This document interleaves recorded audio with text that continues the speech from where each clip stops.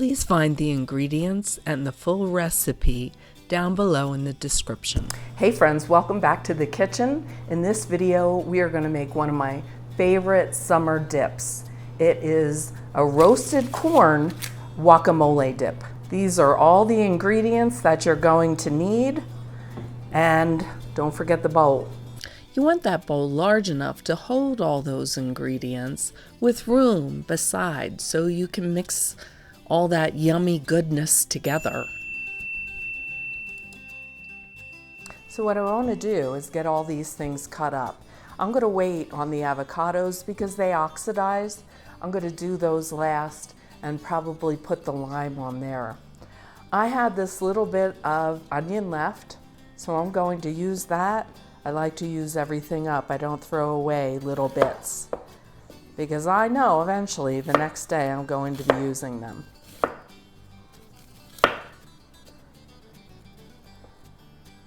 I'm going to make these pretty small. Just imagine how big of a chunk of onion you really want to bite into and cut them accordingly. This was a sweet onion.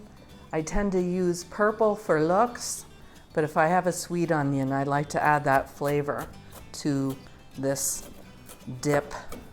This is one thing I don't mind not being uniform. I mince some and leave some just a little chunky.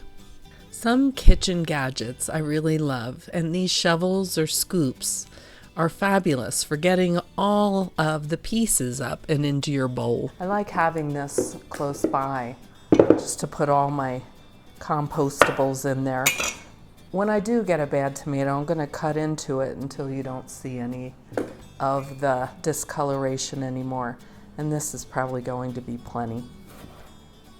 I do cut the tomato to be pretty uniform. I also, the harder bits around the stem, I put those aside and put them in the compost. The cob I usually just stand up, and I don't go too deep because I don't want to get any of that hard cob in there. This corn ended up steaming more than roasting. I'm experimenting with a new tool I have downstairs. It is a steam-injected oven. I put it on roast, but it was also on steam roast. So that is what I ended up with. Gonna use this one. You fully roast corn. Some of those kernels will get browned and they caramelize, and it really brings out this sweet corn flavor. Avocados are so soft you can cut them with a butter knife, so I use the pit as a barrier and do cut in toward my hand. Beautiful. Gotta love a vibrant avocado. Okay. I like to cut this right in its skin. I do nice chunks. This isn't a guacamole salad where you are going to smash it all. This you kind of leave a little chunky. You can lay that avocado right down on the cutting board to cut And it. see how that comes out of there.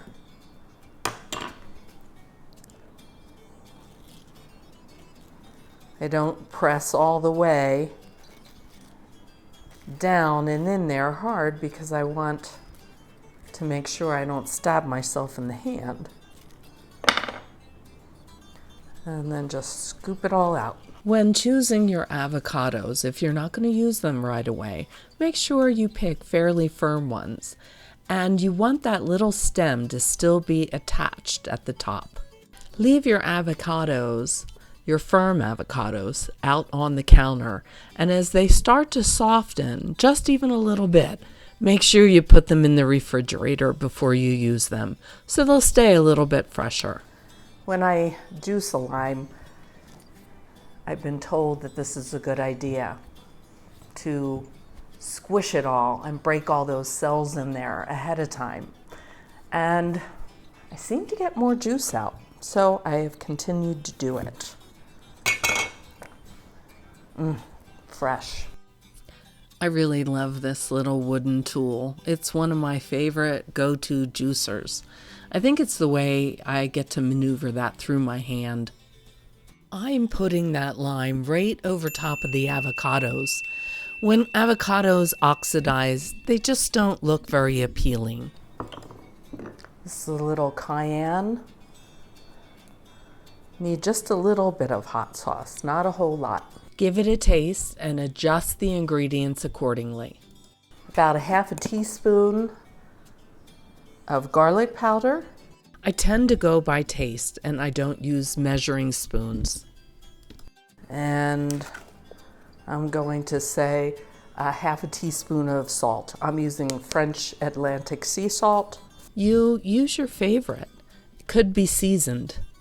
Now we're ready to mix this all up. If you think you'll try this dip, leave me a message down below. If you like it, please give me a thumbs up and share it.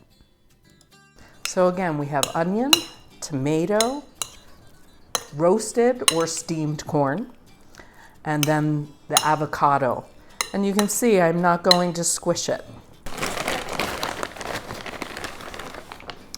And now it's that time.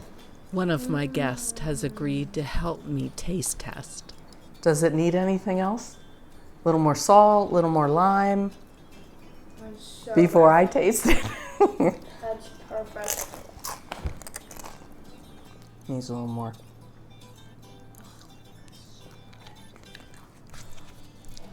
I like the chunky. And maybe a little more salt, but not a lot. Never forget to taste your food. It's really sad if you make a recipe that you've never made before and you serve it to guests without tasting it. Bad idea. If you haven't subscribed, go ahead and do that now. Thanks for watching and make it a great day.